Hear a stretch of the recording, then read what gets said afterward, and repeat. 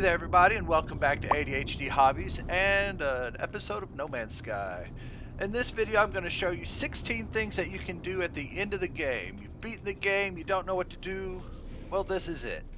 To get started, we're going to start working on our freighters. And the way to do that, we're going to go with the scrap dealer here. What we're looking for is the emergency signal scanner. Once we get one of those, we can pop it. After a quick pulse through space, you'll get a signal and drop out. You'll find your derelict freighter. All you have to do is find the landing spot on it and jump in. While you're there, I recommend killing everything and searching everywhere. There's so much good stuff, but this at the very end is what you're after the most. You want to come down here and get whatever upgrades that you're after. I'm currently after bulkheads because I need more inventory for my technology. It's a new dreadnought, what can I say? If you did everything you're supposed to, you should have unlocked these teleporters and they'll take you right to the exit. Once you get to the freighter, you need to come to the command console here, and you can add additional storage. You can add it to your tech or cargo slots. I want to fill out my tech, so that's what we're going to do. While we're on freighters, I'm going to go ahead and jump onto the second thing in this, and that's going to be frigates. Don't underestimate them. You can farm these just like you can most things by floating around and buying them.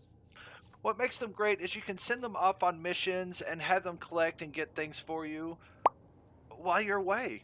You just send them off and forget about them. Every now and then one might come up with a quest or something that you need to help it along, but it's not mandatory that you do it.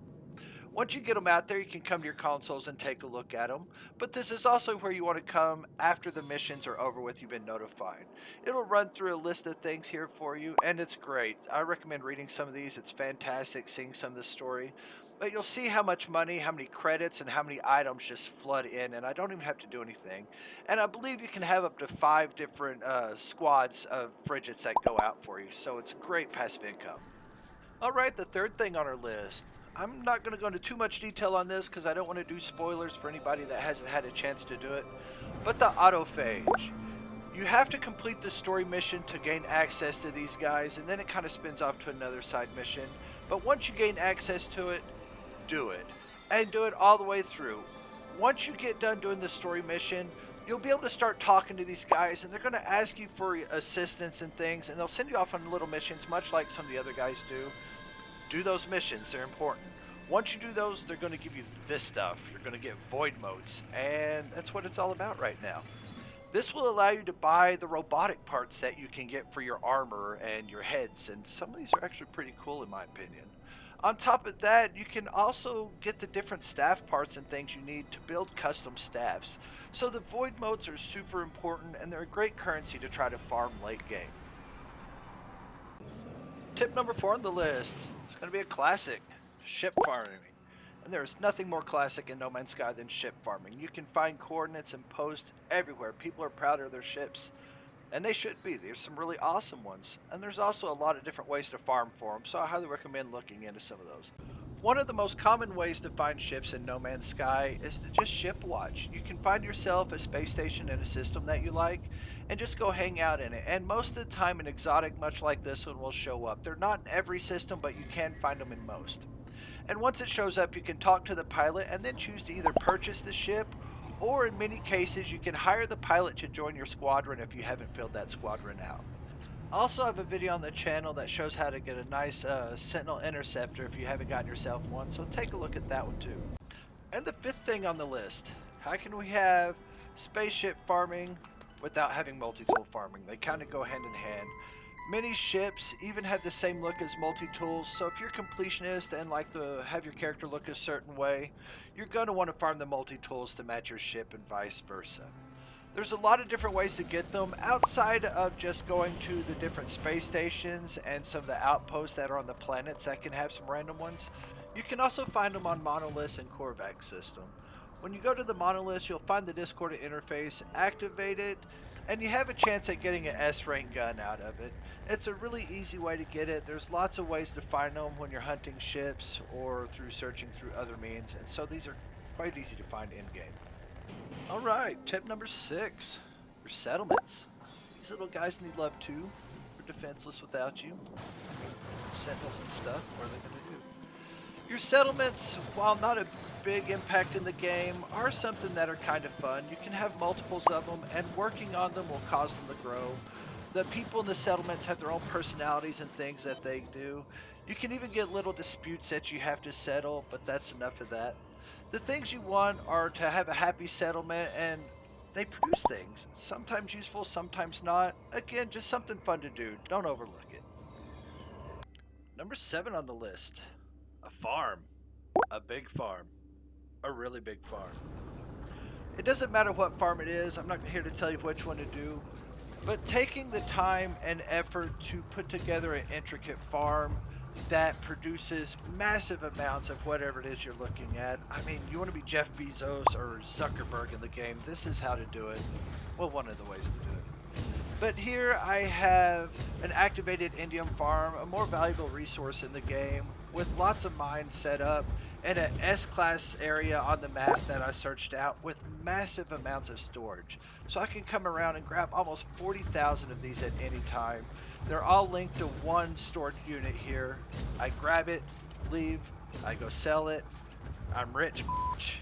Don't hate. I'm just trying to make a living. Alright, that's a bit over the top. Anyway, number 8 on the list, base building. There are some amazing builds in the No Man's Sky community. You can check the internet for pictures and coordinates. I recommend visiting them. They're absolutely stunning. And if you've watched any of my videos, you know I enjoy base building. And while these aren't as intricate as those, I still had a lot of fun building them. No Man's Sky has a great system for building things. It has a great system for unlocking items and new things to put in your bases. You can do it through the Nexus and with the Quicksilver stuff. And there's also things in the Anomaly that you can unlock. And each base has a build limit of 3,000 pieces, so it gives you a lot of room to work with, a lot of room to add decoration. While 3,000 pieces does seem like a lot, if you like doing some bases like this, it's going to go pretty fast, so be careful. Plus side, you're not limited to just one base. So you can have 3,000 parts per base, up to about 16 to 20,000 parts depending on which system you're on or if you're on PC or console. So with that, I recommend building a lot of bases. Build them in areas that have things that you need, resources that you need, or mines that you need. If you find a nice mine, a nice place for resources, putting a base on it is always beneficial. And you can't have a house without a pet. Tip number 9, pets. I'll be the first to admit I don't do a lot of these outside of different expeditions and things like that, but they are a lot of fun and there's a lot of options with them. You can breed them and get different eggs, and by breeding them you can make them bigger, meaner, stronger, and when I say big, I mean absolutely massive. And then you can also make them smaller, like this guy, even though that's the way he came. With your pets, you also have some really cool options to work with them. You can give them gear, you can pet them. He's cute, but you can't see flowers, I guess.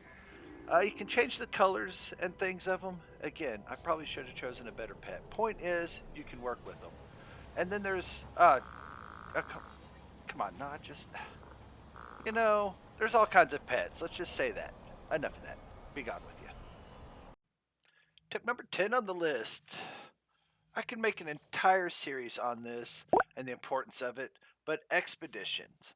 No Man's Sky is absolutely amazing about putting out these expeditions. They're well thought out, they're a blast to play, the community gets involved. But the secret about them is their throwaway accounts. You make them, you enjoy them for what they are, blast through the story as fast as you can. It's not the same as the main story that you have in the game, so I do recommend doing this after you've beaten the game, so you have a firm understanding of most of the things that are going on in it. But you unlock everything, like the things that you do in an expedition, the cosmetics and the different things that you get in the expedition, they all unlock and carry over to your other accounts. So once you burn through an expedition, you can go to your main account and equip your new toys and enjoy all the things that you've worked hard to get. The most noticeable thing that you'll get out of the expeditions that carry over are your ships and some of the cosmetics for the gear. These are exclusive to each expedition, and you should farm the expedition as quick as you can to get them before time runs out. Alright, things to do. Tip number 11, your codex, or your catalog. There's a lot of things. It's in your basic menu. You can see some things here, but what we're interested in are the journeys and milestones. These will let you know how No Man's Sky you are, how much you've done. I played a lot of expeditions earlier on. You can see here I'm trying to catch up on some of the newer ones. Been a while, stepped away for a couple of days. But the catalog here lets you keep up with all kinds of things. You can keep up with the different life forms, how you are with each of them, see if you're good with them, bad with them. You can also see the different factions, Explorers Guild, Outlaws, and they show you the different things here that you need to either increase or decrease the standing with them depending on what you're wanting to do in your game. And speaking of what you want to do in your game, tip number 12, roleplay. There is a massive roleplay community out there. People get into these games and they create entire characters and worlds and universes around characters.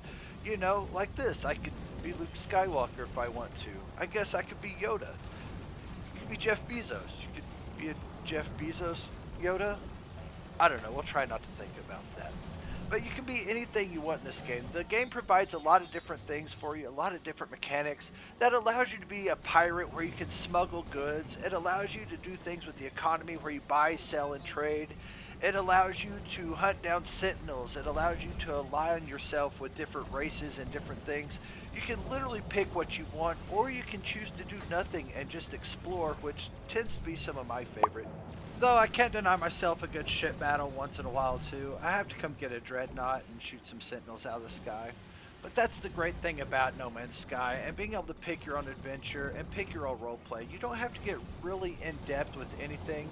You can simply just be a fighter. You shoot things, kind of Ronin or Renegade out on your own, doing your own thing, pick your own fights, and have a good time. But at the end of it, No Man's Sky is a massively open game with limitless boundaries, only hindered by your imagination. So if you can come up with it, if you want to play it, if you want to fantasize about it and play a game a certain way, odds are the mechanics are there for you to do it. Go have fun. There's literally nothing stopping you. Alright, it's the home stretch and tip number 13. Okay, for this tip, we're going to get into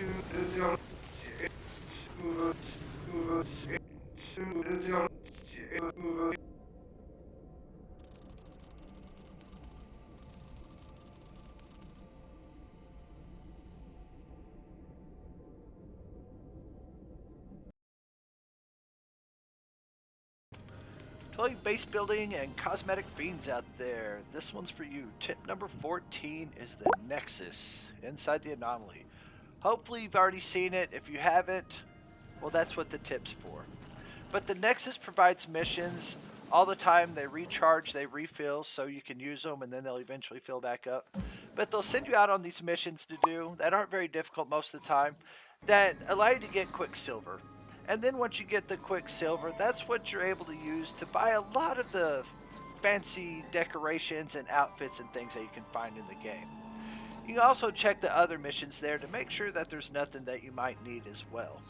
But once you get over here, the things that you get from the different expeditions and such like that, this is where you'll come get it, and you'll spend the Quicksilver to unlock everything. You'll also want to make sure that you're checking back here often for new content that's added. Tip number 15. We're almost there. You've heard me talk a lot about the communities. Well, this is the one. Tip number 15. Check out the No Man's Sky communities. The communities are awesome. They're the one-offs. If you go online, they're not toxic. They're great to get involved with. They're helpful. They'll point you in the right direction no matter what it is. You can literally get on there and ask for money and someone will meet you in-game and give you money. They're the best community that I've ever come across out of any game. And then you also have communities like this one, the Galactic Hub Project. This is one of the largest communities in No Man's Sky. You can find a lot of information about them online, and I'll make sure to include a link down below. But they come together and just build these massive cities and do these massive projects. There's some glitching and things going on in this city here that I've never done with any of my builds. I haven't experimented with it, but they definitely have it looking good and it's respectable. There's a lot of different coordinates that you can follow. This isn't just on one planet. This covers an entire system close to the center of the galaxy.